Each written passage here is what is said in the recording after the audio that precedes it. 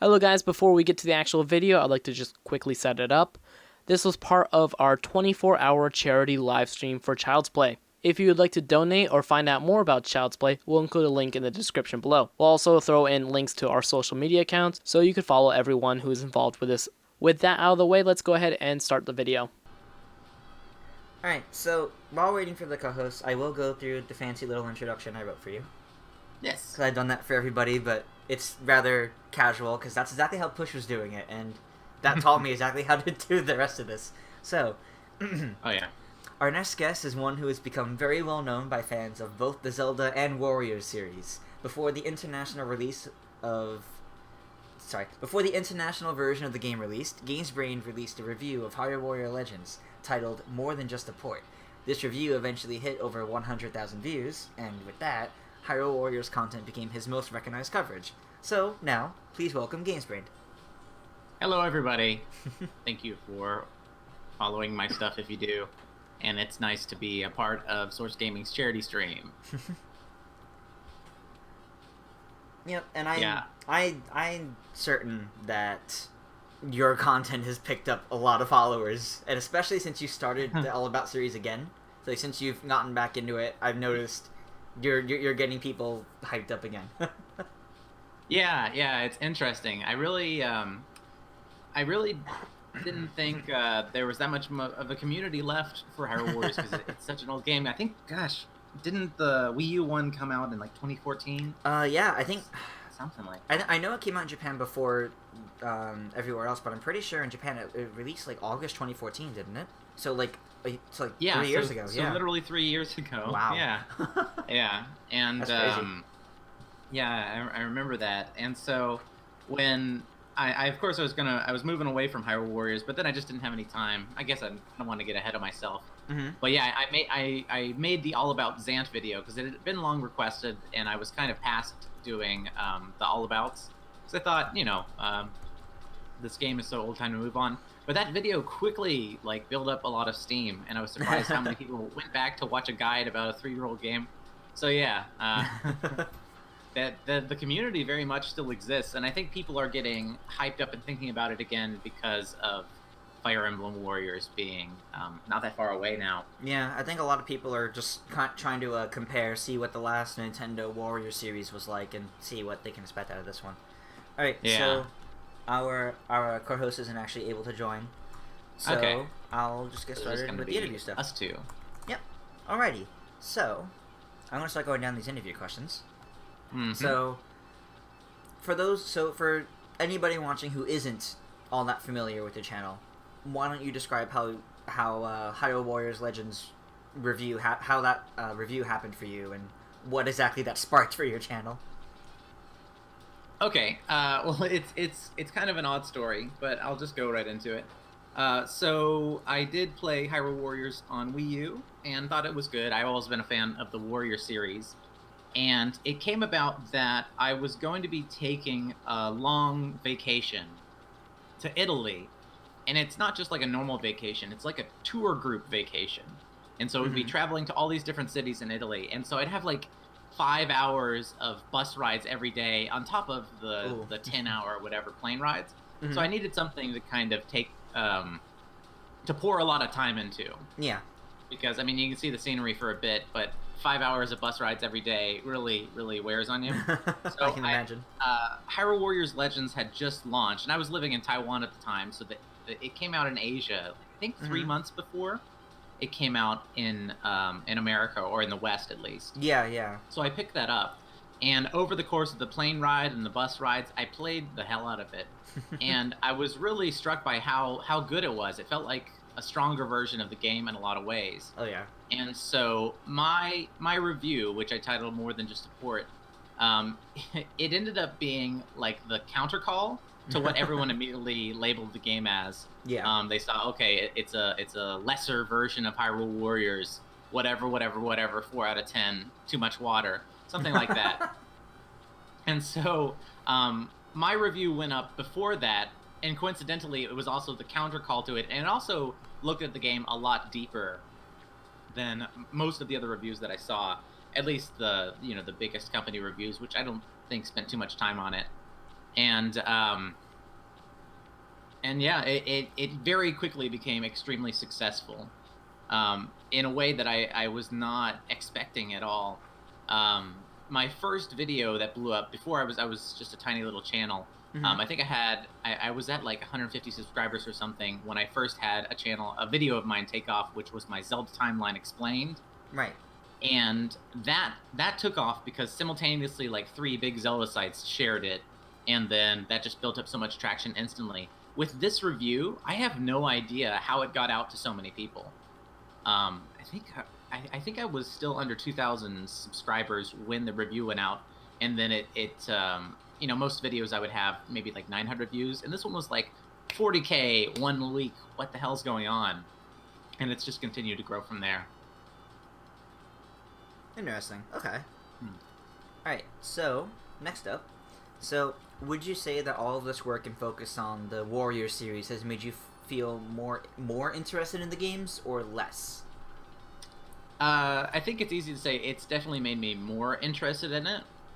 I played... My first Dynasty Warriors game was 3, and I used to rent 2 from the old video store when I was a kid, and I would follow. I kind of kept up with the series. I played 5, and then I played some 7, and then Hyrule Warriors came out, and I enjoyed it quite a bit. But it wasn't until my Legends review that I really became interested in the series. Okay, interesting. And more than just this game's a lot of fun to play.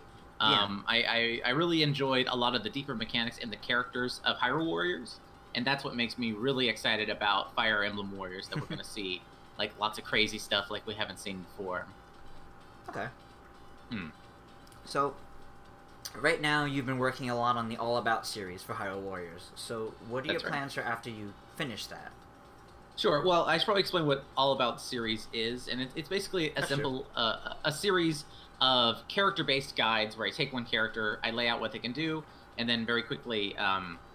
probably the most important job that it does is explain some of the more complicated mechanics that the game doesn't really seem to explain that well. And my goal is to put it in a really easy to understand way. My day job, I'm a teacher, so I try to believe... I tend to think that I'm a little bit good at explaining things that are difficult in an easier way. Like a character like Girahim. I made that guide last year, and so I got tons of comments, people saying they never understood how to use him or all these different mechanics that were built into his character until my video. Now, I'm currently in the final run for the All About series for Hyrule Warriors. Okay. I already have... Basically, I'm doing a video every day until I finish out all the rest of the characters, and of course, it's thanks to you that I'm able to do that. Basically, it seemed nice when I was able to do my Xanth video, but then I had my Elgato started... I think it was trying to mess with me. Like, it had some kind of grudge against me, so it would tend to work. And then, I'd record for an hour, and the Discover It All was destroyed and, didn't save properly. Whatever. Just maniacal stuff like that. But after I finish the series, it actually will be very close to the time that Fire Emblem Warriors is launching here in Japan. So I'm thinking if I can get a capture card working again and I can somehow afford a Switch, then I can start to produce content on that. I would really like to be able to make a review of Fire Emblem Warriors and to make All Abouts on Fire Emblem Warriors, basically from day one, if it's possible for me. Other than that, I have a couple other series that I do on my channel that I want to do more of. Okay. So yeah, I have a lot of things kind of on the docket right now, but all of that has to be balanced around my day job, which sucks like 50 hours in my week out each week. I mean, so, you got to balance with that. You're an English teacher, right? That's right. Yeah. Okay. Okay. So, next up, and then at the end of this, by the way, we'll go through questions in chat, unless you want to answer any of them as you see them. Whichever one. Oh, sure. Heard. Yeah, if anyone has any questions for me, throw them in chat, and I can get to them. Okay. Actually, you were just asked what do you teach, and I just answered that by asking you. Yeah. Well, I can go into it. I teach English for some like private schools in Japan, and before that, I taught English in Taiwan for 3 years too. So basically, as soon as I graduated, I went abroad and started living abroad and doing teaching as my main work, which is it's a fun career choice if anyone has any questions about it. Basically, this is my second year living in Japan, but I've spent 5 years in Asia total. Interesting. Okay, so our next interview question. So, aside from Hyrule Warriors, how invested are you in the overall Warrior series and all of its spin-offs and variants? Quite a bit, actually. One project that I wanted to do, but it never really got off the ground, was I wanted to take a look and kind of do mini reviews on all of the Warriors games, even like the older ones, because this is a series that once Dynasty Warriors 8 comes out, Dynasty Warriors 7 doesn't really matter. It's kind of more like updating it. But I am a person, I tend to play each game in a series, even if it's kind of like that. Right. And so I thought that there's interesting aspects of each one of it, not only with Dynasty Warriors and Hyrule Warriors, but also the other series like Pirate Warriors, which is based on One Piece. And I'm a big fan of One Piece myself. So after I kind of really got into Hyrule Warriors, I went back and I bought Pirate Warriors 1, 2, and 3, and I played through them. And I always wanted to do something with that on my channel. For a while, I was considering making guides on it. But again, it just never kind of came about. But it's definitely a possibility in the future. Like if they announce Pirate Warriors 4, I'm definitely going to do some content on it. But what I really like about the Warriors series is that it's a formula that can apply to a lot of different series. And also, I don't know if people know how unique they are between series. Like, sure, you see Hyrule Warriors, but Hyrule Warriors plays completely different from Dynasty Warriors, to the point that comparisons between them, it's kind of moot because Hyrule Warriors introduces so much. I think it's probably the best version of the formula that they've ever done, because the unique things that it does is so much fun. But have you, Tris, ever played Dragon Quest? I think they're called Dragon Quest Warriors in the West. I do believe it is here. I have not actually played it myself. I've seen a lot of things from it, though.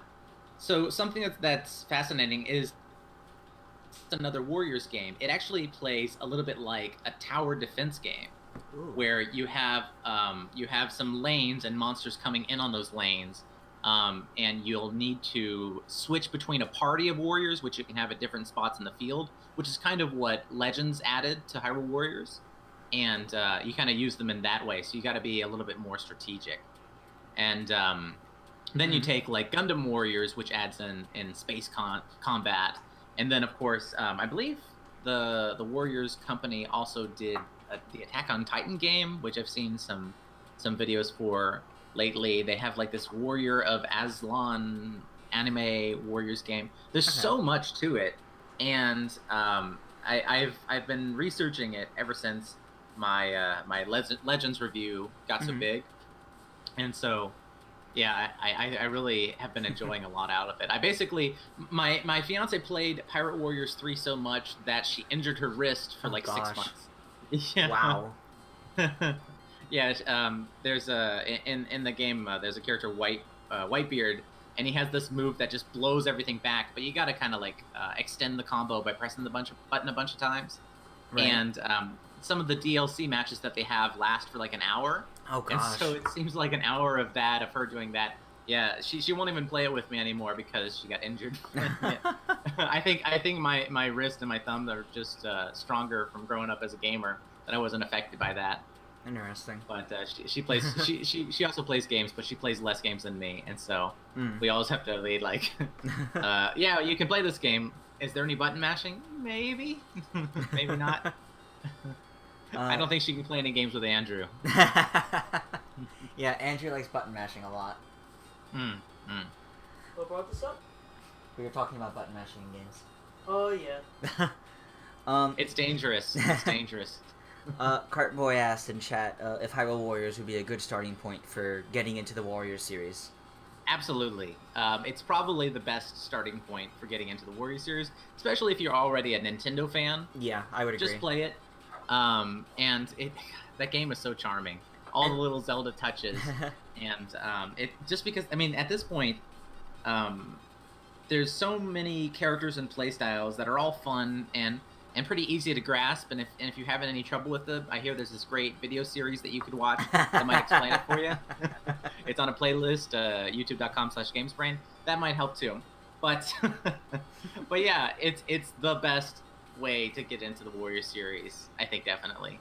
Dynasty Warriors doesn't apply as much to people in the West because it's based off of the Romance of the Three Kingdoms novel, ancient novel from China, which is a fascinating story I could add on about playing that with my fiance, who is Chinese origin. She's Taiwanese.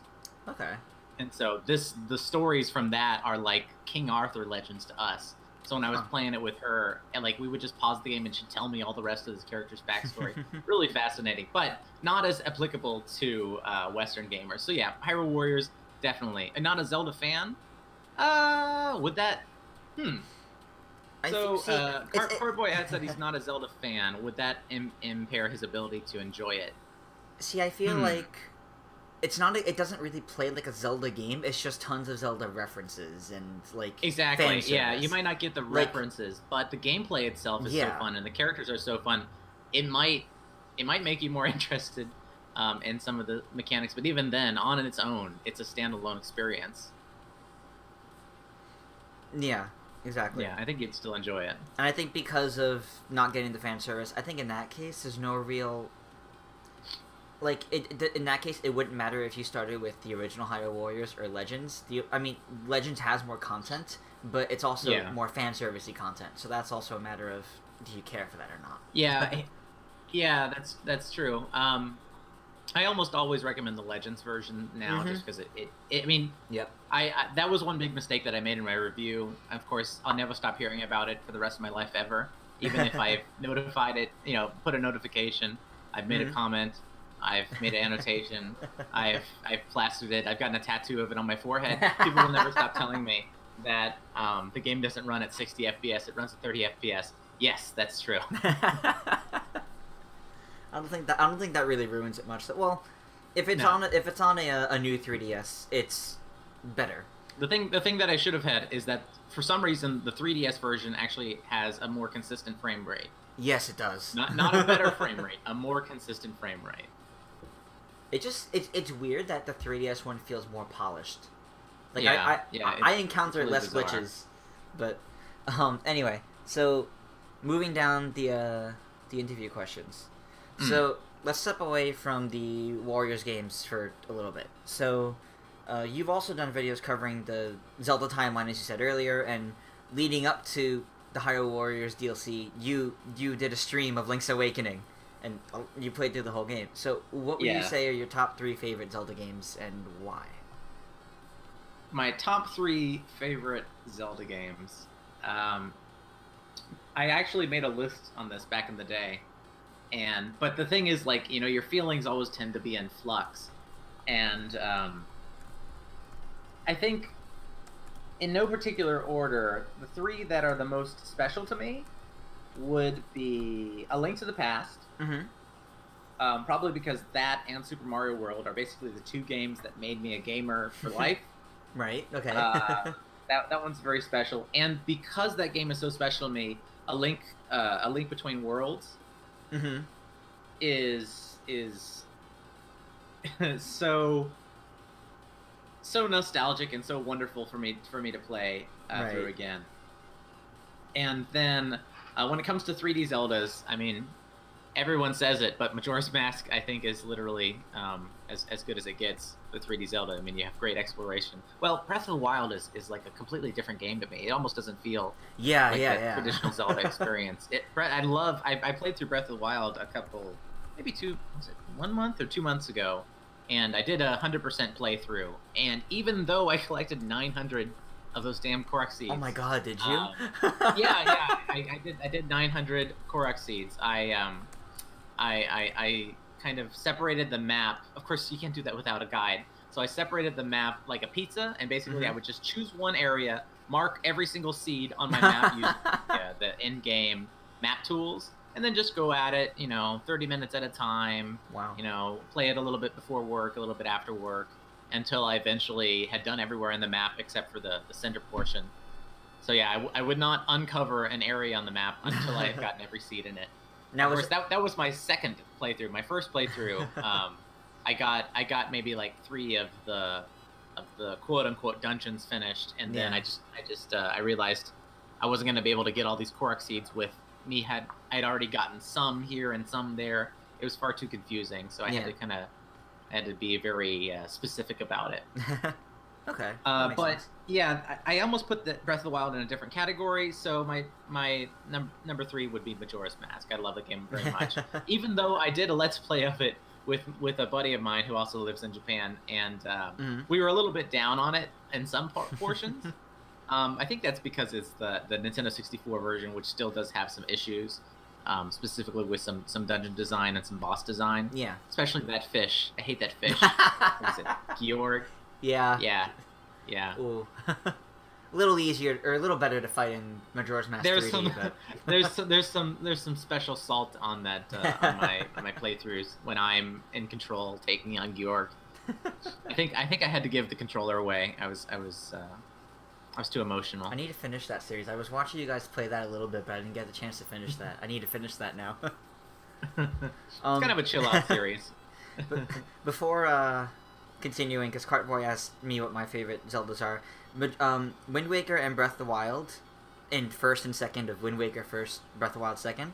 Majora's actually in my top 5, but it's not actually in my top 3. Skyward Sword's actually in my the number 3 for me because I loved the story to that game. It was the cinematic, the origins, just it to me as a Zelda fan invested in the series and the lore, it was very impactful.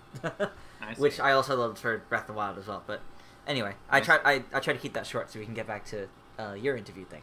So, next up though, so on your channel you recently started a series called Character Study, accompanied by short story explanation videos. So what made you decide to start the series? Well, the thing that I have found that I like the most in gaming is the characters.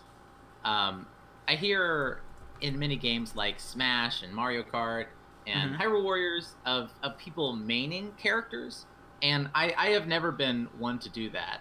Right. I prefer looking at like a whole cast and getting to know like each and every one, which is actually, it's kind of a detriment in some games. Like, I've never been very good at Smash Brothers because I can't stand to stay on just one character for very long. Like, seriously, if we play 5 matches, I'm probably going to play at least 4 or 5 characters because I like the variety. I like seeing what each character can do, and I'm fascinated by character and character stories. This kind of gets into the name of my channel, but I would always have games on my mind, as I was just going through normal life, and basically since I first played Super Mario World and A Link to the Past as a kid. And Character Study is a series that I wanted to do for a long time. When I first started my channel, it was one of my initial ideas that I do, like character-focused, bio, story, personality, design, analyzation kind of video.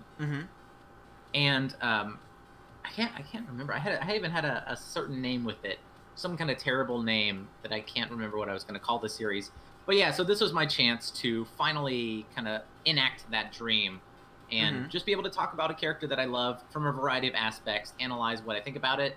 I started with Mei from Overwatch, which I really enjoyed that game, and that's another game that I suffer at because I can't stick on one character for long. Right. Everyone else is getting, high ranks with like their ninja play, but I just want to play every single character and change it up every time.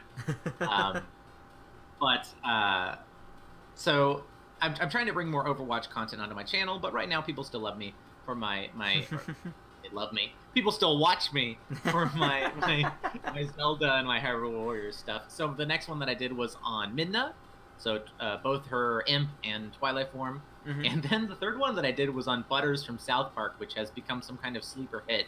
I think there's a deprived South Park community on YouTube that just wants to see people do intense analyzations of Butters and Cartman and such.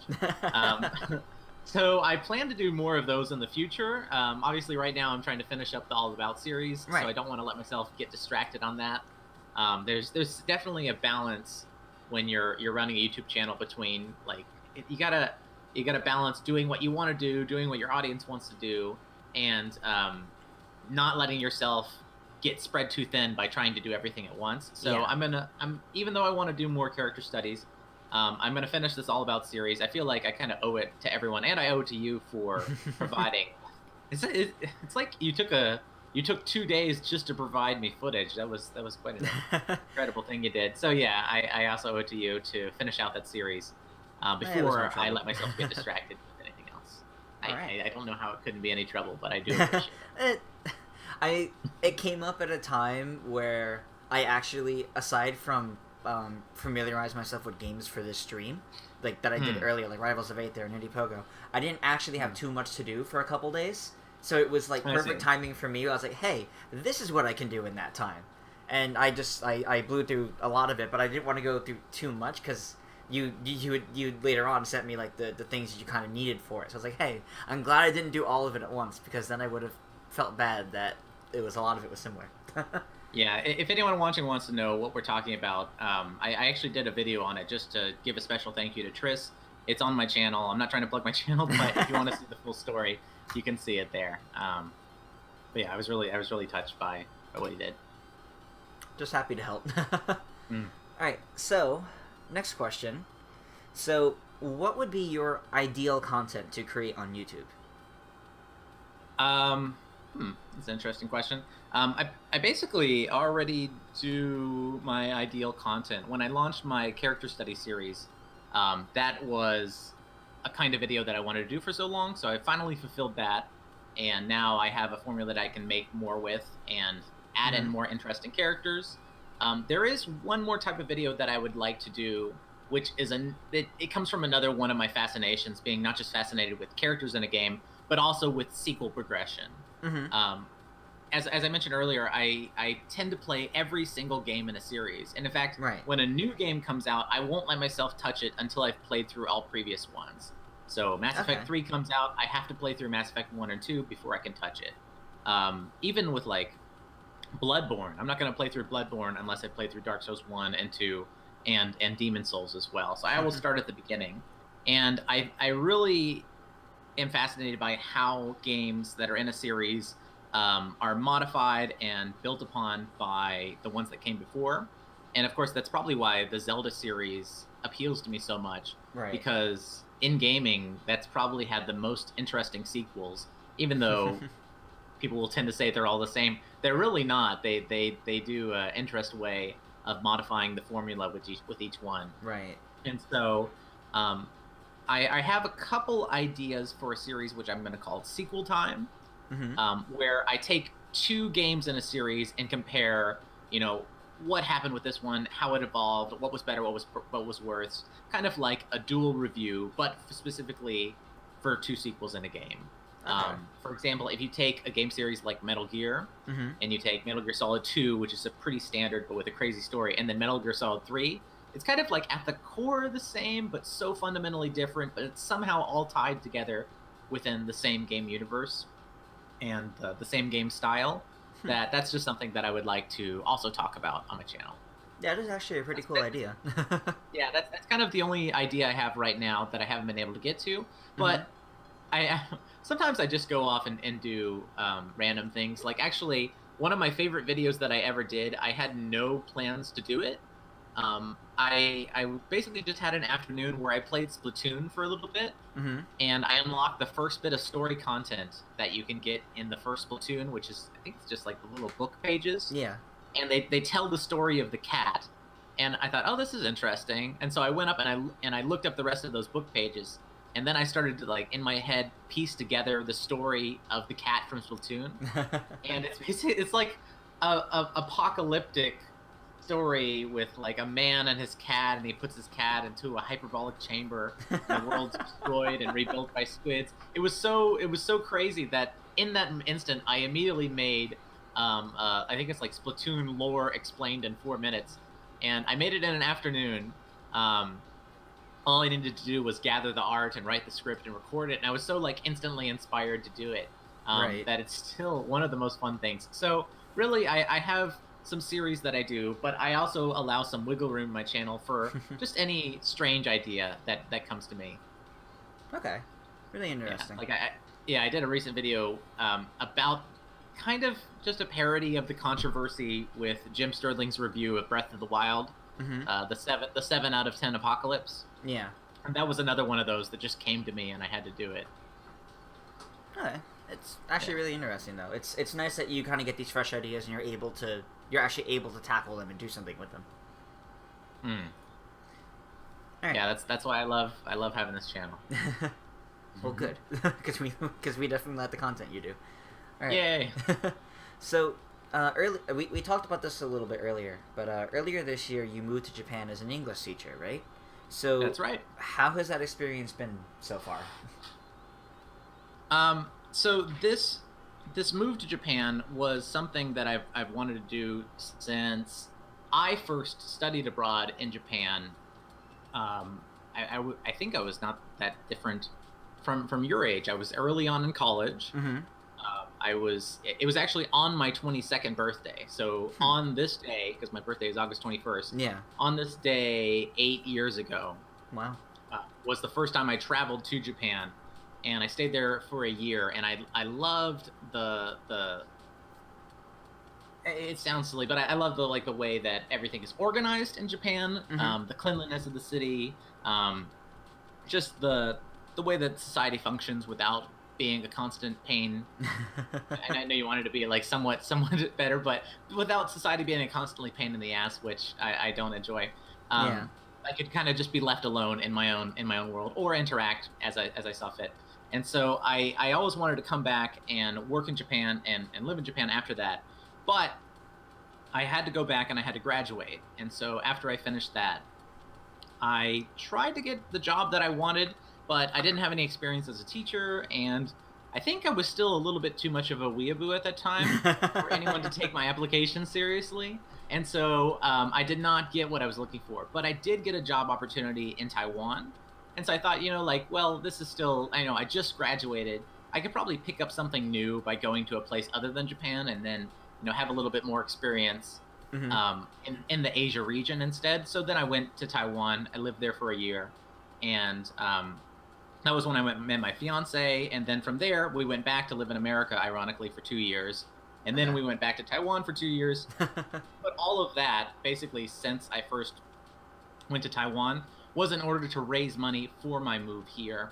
And I moved to Tokyo. I'm actually talking to you from Tokyo right now, and I work in Yokohama. And it's not cheap living in Tokyo. So even basically all the money that I raised in that 6 years allowed me to, when you get an apartment in Japan, you got to pay like 4 or 5 months of rent up front. Right. And it's probably unfurnished, and you got to get all your services and stuff set up. So that basically put me back to zero again. Okay. And so I've been working like a madman and trying to balance my money. And so that has been the biggest struggle. Since I've taught before, the new job I didn't think was going to be that difficult, but there is an adjustment period when you get into a new teaching job, where you got to get used to the workload and what it's like doing planning every week and balancing it with your class schedule. So I've been doing all of that for about the last 6 months, and it's at this point that I kind of feel I have a handle on it, and I know where I can use my time on my channel during the day so that I can start to make videos again. But being back in Japan, it's lovely. I mean, life in Japan is easy. I mean, you see something crazy every day. It's like being on a different adventure every day. I never know what's going to happen. Oh boy. Well, Taiwan was like I'll be there that in like too. a week and a half. Yeah. I'm excited that you're finally coming. All right. So, moving on. So, what made you decide on the name GamesBrained? I think you touched upon this a little bit earlier, but yeah, it came from how no matter where I was, I would always have like whatever game or whatever topic about gaming on my brain all the time. So GamesBrained is kind of just like it's like an adjective for myself.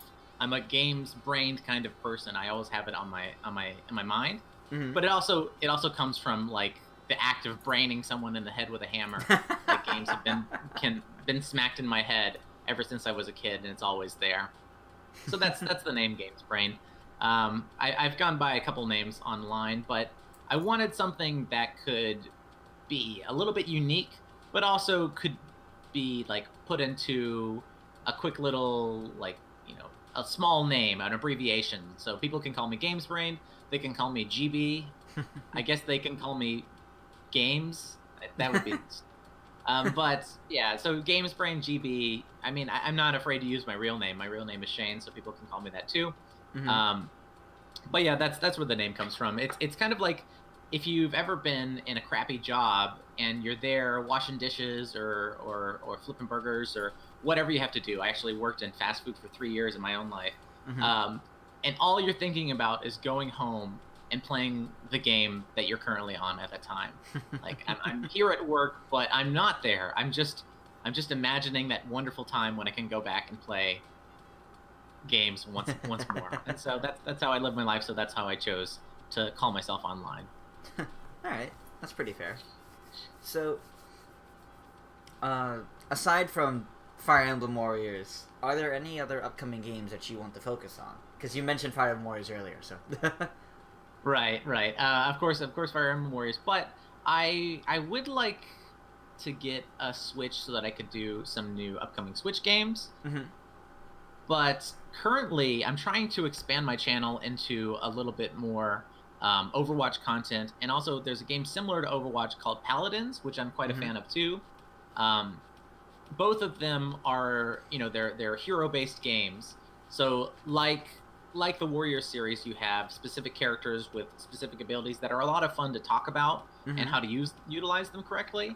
I know that as I first start to do content on them, they're not going to be very popular, but neither was my Zelda stuff until I continued to keep on doing more and more and more of it. Yeah. So even though it can be disheartening to spend 30 or 40 hours on a video and see it like not get any traction, especially compared to if I could just talk about Zelda for 3 minutes unscripted, it's going to be much more popular. But I am trying to fit that in and not let myself get defeated by it, because I think those games are a lot of fun. A consistent viewer and fan of my channel named Blazing Gamer, I know he picked up Overwatch because of me, and it seems like he's having a lot of fun on it. He's actually quite a high level in it now. Okay, interesting. And so I think I was not really into competitive shooters myself until I played Splatoon, actually, and that's what made me give Overwatch a chance.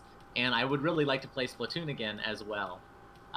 But yeah, I mean, at their core, Splatoon and Overwatch are not that different. It's not like Rainbow Six or Counter-Strike or anything that super serious. You have really, really delightfully designed characters with crazy powers. It's just a lot of fun to play. So I would like to do more stuff on that. And they're also prime subjects for all abouts and character studies and the other kind of content that I like to do. Okay, that's fair. If you are interested in getting a Switch, you should definitely get Splatoon 2 as well then, because that's held a lot more people like myself who weren't the biggest fans of Splatoon 1, but for some reason really like this one. Oh, really? I enjoyed Splatoon 1 quite a bit, and until I can justify the money for getting a Switch, I might have to do like a fundraising stream or something to see if my fans can help me get to it, because that would also allow me to do content on Fire Emblem Warriors. But before I do that, I have to handle this situation with my Elgato, which hates me. Yeah. Alright, so let's bring this back to the Warrior series now then. So we talked a bit here and there about Fire Emblem Warriors, but what exactly are your thoughts on it? From what we know. Well, I'll admit I have not been following almost anything on it, because I don't know almost anything about Fire Emblems, period. Okay.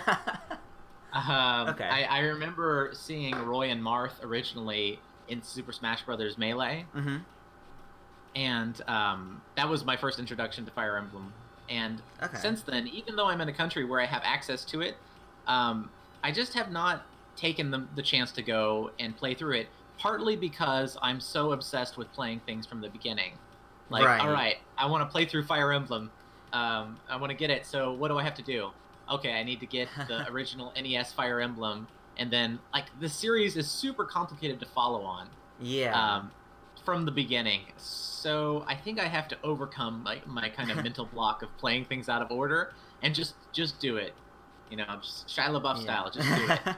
Well, and but I don't know exactly where to start on that, and I'm thinking that I should just start on it with Fire Emblem Warriors. Yeah, I think that would be fair, and use that to kind of, and the games mostly represented in that, I believe, are Awakening, Fates, and Shadow Dragon. Now, Shadow Dragon's like is Marth's game, but Awakening and Fates were the two, not counting Echoes, they were the two most recent new Fire Emblem games, and Awakening is the one that got like all the content in Smash recently, and it's considered the one that saved the series. By it all. Yeah, the way that it comes out makes it sound like Pokemon, where it comes out with two different versions. Well, like these two games launched simultaneously, and there's a third special edition. That was just Fates, and I don't actually know all that many people that played more than one version of Fates, even though they're vastly different. Yeah. But yeah. Yeah, I do have a Fire Emblem game for my 3DS. Mm-hmm. I think it was what's the one with it's not the one with the dragon lady. It's the one with the guy from Smash 4 who was be a male or female. Is it Awakening with Chrom and Robin and or actually I think his name in Japanese would be I have that one. Yeah. So okay. My fiance's already actually played through it entirely. I haven't touched it yet, but I think I'll go back and figure it out after Fire Emblem Warriors. Yeah. Because I can still talk about the game and the mechanics of the character without knowing the lore. Yeah, exactly. Yeah. I'm definitely looking forward to the diversity of the characters in it because I've been keeping up with it, and I watched a lot of people who got to play it at San Diego Comic-Con. They're all like the little preview videos that came out. And, you know, in Hyrule Warriors, you have the characters that seem very practical, and then you have, like, the Agatha-like characters that are just really silly. Yeah, I love Agatha, by the way. She's one of my favorite characters. Yeah, Agatha's a lot of fun. There's a character in Fire Emblem Warriors I was watching, and it's in Fire Emblem Awakening, it's the younger sister of Chrom. Apparently, with the class system, you can turn her into a war cleric, where she has a battle axe instead of like a healing staff. And in this, I don't know if this was a glitch or if this is actually something that happens, but as she's swinging this battle axe around, she's getting characters stuck to it, and they're just swinging around with her. And one of her combos, she does like 3 front flips with it, where she's like wheeling herself around. And I was cracking up at that so bad, and that told me right there that I need to learn to play her. Wow.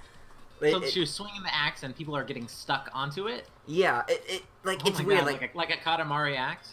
Yeah, like it looks like amazing. It almost looks like a glitch because she's swinging it around and they're following it exactly. But it also looks hilarious, is the thing. So it's amazing how these games just kind of set off the imagination. Because as you said that, I just had like a beautiful image in my head of like swinging the axe at an army or something, and they all get stuck on the blade. And then you kind of like fling them off again. Yeah, that's basically what was happening. It's real. Oh my god. Yeah, that's why this series is so much fun. So, final question here, because this can get a little lengthy, I feel like. So, and I believe Cartboy actually tried asking this in the chat earlier. Are there any specific Nintendo IPs you would like to see get a Warriors spin-off, aside from the one we're about to get? Yes. Yeah, you can imagine it in so many different versions. The one that always sticks out to me would be something like Pokemon Warriors. Mm-hmm. So let's say, what could the story be? Well, they I believe the creators, all of the different evil teams team up. Team Rocket, Team Flare, Team Ghost, or whatever the previous ones, Aqua and Magma and all them. They team up and they all have their dark Pokemon out, and you're playing as a trainer, and you can select you can bring 6 Pokemon to the battlefield, and so you can switch between them all. There's so much room for that, I think, but it's almost too massive to imagine. But I would really, really like to see something like that. Andrew's telling me to say Star Fox Warriors. Star Fox Warriors would work out really well. Yeah,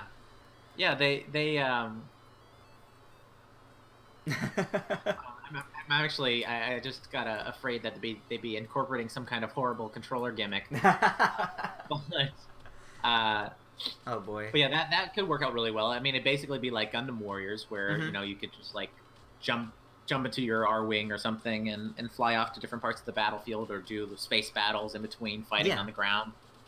Yeah, that would work out excellently. I mean, they've already done characters who basically use projectiles in a melee way. Like, just look at Linkle from with her crossbows. That's a way. It's like gun kata in a way. But let's see, what else might work well. Donkey Kong Warriors. I think there's enough Donkey Kong characters to make that diverse and interesting. Actually. Oh yeah, like using Lanky Kong swinging his arms around, and Dixie's using her helicopter aerial combos, and Diddy Kong is like doing dodge rolls with his rocket boosts. Yeah, just do Smash Brother Warriors. I think that would be most successful. But then the question is, when it comes to Zelda representation and Fire Emblem representation, would they pick just the characters that have appeared in Smash, or would they pick the ones that played best, or just like fan pull the characters that they want to see from Hyrule and Fire Emblem Warriors? Because, and that's the other thing, would they play exactly the same as they do in that one, or would they modify it based on whatever gameplay this one would be? But yeah, I mean, I think they could. I mean, you have so many moves already built into Smash that you could make it work. And kind of in the way that you take like Mega Man from Smash 4. Yeah. And so basically everything that he does has already been done, but they're pulling from lots of different sources, and they've modified it to make it work for that game. Right.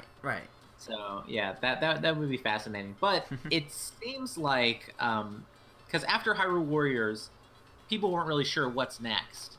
Yeah. Is it Hyrule Warriors 2? And it turned out to be Fire Emblem Warriors. And so that kind of makes it sound like, rather than getting Hyrule Warriors 2 and Fire Emblem Warriors 2, which actually I wouldn't put them past it that we're going to do it, but they might be collaborating with Nintendo to bring other series to that formula. So it's much less of a pipe dream now. It's kind of more of a... I mean, people were talking about Fire Emblem Warriors, at least in my comments, for way, way longer than the game was actually announced. Yeah. And I think of all the series, Fire Emblem is probably the best fit. You automatically have, warriors on a battlefield, fighting armies. It's so perfect. I can't think, are there any other Nintendo series besides Star Fox, which I think is probably the second best fit, that already fits that formula? I can't think of any. I would really like to see Mario Warriors. I would too. So many people try to tell me it would feel out of character, but I feel like it would be really fun. Because, like, people like, no way. Why would they have weapons? Like, but if you look at Hyrule Warriors, like, a parasol is not a conventional weapon. It wouldn't be Mario with a sword. I mean, it'd be Mario with like his hammer or something. Oh yeah, I mean, Peach would you parry can the imagine it like. Yeah, you have Parasol and Princess Peach, like Agatha and Peach. They probably play pretty similarly. Mario could just have a punch and fireball playstyle. That doesn't seem that outrageous. Let's see. You have Linkle's boots, although I don't really like her boots in the game that much. But they give an idea of an all melee kind of playstyle. Yeah, no, I think. And of course, who wouldn't want to play as Bowser taking on hordes of toads, just smacking them apart? Oh and, gosh, you gotta have generals and stuff. So put them in like a big Toadmobile or something. So you gotta fight a big Toad robot. Gosh. Oh gosh, that that would be hilarious. I would love that. It would be wonderful. That's all I want to play. And yeah, never mind. I take it back. I don't want to see Pokemon Warriors anymore. I want to see Mario Warriors before everything. Super Mario Warriors, Legends, whatever. Just make it happen. And as Carpe was saying, Mario's Extended Cast is always playable in a lot of spin-offs. So I actually feel like it would be a really good time where you take advantage of Mario's more than just heroes. So you have the Mario, you have the Bowser, and then you have heroes and villains on both sides. playable. Yeah, like and the with way a that reason. Bowser Jr. plays in Smash 4. Bowser Jr. by the way, is actually my favorite character to play in Smash. Oh, really? Huh. Yeah. I like his play style, and my other favorite was Snake, who was taken out, and I don't really like Duck Hunt play style that much. Although I tried to main him for a bit in Smash, but my tendency to just play everyone kind of won out in the end. But just Bowser Jr.'s playstyle in Smash would be a pretty natural fit into Warriors. You know, zooming around and spinning, attacking, and all the different things out of it. I hate to think that they would again just throw in all of Bowser's extended family in there again, but it would work if they could make them all interesting at least. Yeah. Or maybe it's one playstyle that just has alternate skins for, so you could beat each one of them. That's possible, that would be good at least, but yeah, I definitely feel like a Mario Warriors would be something where you can pull a lot more interesting characters, but you wouldn't be able to use just any Mario character because so many Mario characters can do the same thing. They would I think they would have to change it up a bit, like with like why they pick certain characters. So like, for example, you can't just have a normal like Toad and Toadette. You'd want like Captain Toad, maybe with like a Captain Toadette. Like, oh yeah, helping out kind of thing. Like you wouldn't want. Yeah. The normal Toads, I think, would just be like the armies kind of thing. Like the little. Yeah, I mean, if you take the big four, which are probably Mario, Luigi, Toad, and Princess Peach, they're all differentiated enough at this point to have different play styles. Yeah. Might be hard to like decide how do you fit in Daisy, how do you fit in, you know, Toadette, but that's kind of like the only exceptions I can think of. If you had, like, Waluigi and Wario are naturally going to play extremely differently. Bowser and Bowser Jr., Captain Toad, I think, is so different from the rest of Toads. Yep. Definitely no aerial combos for him. He can't jump. He just throw his backpack in the air. yeah. Well, he could swing his backpack around, you know, Ravio style. Or Timbo style. Oh, boy. All right, so in this time... anybody else in the chat have any questions for GamesBrained? Yes. Does anyone have any questions for me? And also, please support Source Gaming's charity stream and donate. Yes. In the info section below the stream, there is a link down to where you can donate to Child's Play for charity. And I say that now because that's actually right near the end. I'll say it one last time before we end, but if there aren't any other questions, why don't you tell people where they can find you, and I can link them. Okay, well, the main place to find me is going to be from my YouTube channel, which has the same name, GamesBrained. I also use my Twitter quite often. That's the best way to contact me about any of my YouTube stuff, and it's also where I sound off about stuff that's frustrating me temporarily or anything. I don't think I'm the best Twitter account. That's okay. But I do talk about, and I do give exclusive stuff to my Twitter followers quite often. Like if I have finished a video, I'll just upload it only for my Twitter followers to watch before I actually post it publicly. Just, you know, I think you can find a GamesBrained Facebook page, but I don't use it anymore, and I've tried to delete it several times. So if you find it, just don't ignore even it. bother. Yeah. Okay. I tend to as well. So yeah, my YouTube and my Twitch. My Twitter are the best places to do me. I guess I also have a Twitch too, but I haven't been able to do much streaming until my capture card is fixed again. Okay. But yeah, so yeah, they can mostly find you on your YouTube and Twitter then. Alrighty. Well, aside from an existential question about Diddy Kong growing 2 extra fingers, it doesn't seem like there are any other questions in the chat, so I will say thank you so much for coming on here right by the end. Oh, you're very welcome. I had a lot of fun talking about it with you. Yeah, and I highly recommend people watch your stuff because they're a lot of fun. And I don't say that just because I helped out with the capture. Like, I actually love watching your All About videos. They helped me with so many of the characters that I was iffy on, and then I just got better with them because of your videos. We just discovered a new feature of... I mean, it's not a new feature, but... I kind of just taught you a new feature of Link Spinner the other day. Yeah, because I was looking at like, hey, where's the other like individual combos on that stuff? That was pretty new to me too. I discovered that during my research for the character when I was writing the script. Mm-hmm. Interesting. Yeah. All You'll right. get to see that tomorrow. Actually, that's my video that's going up tomorrow. Link Spinner. Oh guide. boy, I bet people would be excited for that. I've seen the comments on. I see the comments asking pretty much just for that. Yeah. Or yeah, Volga, but you got I'm Volga. smiling giddily whenever I see Yeah. requesting the video that I already know is going up next. Yep. Just wait. Winky face. Alrighty. Well, thank you so much for coming on, and Thank you very I'll much, everybody. probably start setting up a closing thing then. Okay. All right. So I will talk right. to you later. Okay. See you, everyone. Bye, Driss. Bye. Alright, so guys, that, as of now being 10:02 p.m., that wraps up. It says setup outline, but don't worry, it's the setup is unsetting up. Because that is the end of the SourceFest 2017 24-hour charity livestream. Thank you so much for joining us, guys. This was a blast. This last 8 hours that I did here was a lot of fun. We had some technical difficulties along the way, but that's okay. Things happen. So, main thing, even though I just said it, I believe there's until, I want to say midnight. You might be able to do it all day tomorrow, but I'm pretty sure it stops around midnight Eastern. You can donate as much as you want to Child's Play in the info link in the little info section beneath the stream, which, you know what, since it's the end, I'm actually going to link it in chat, so give me one moment to pull that up.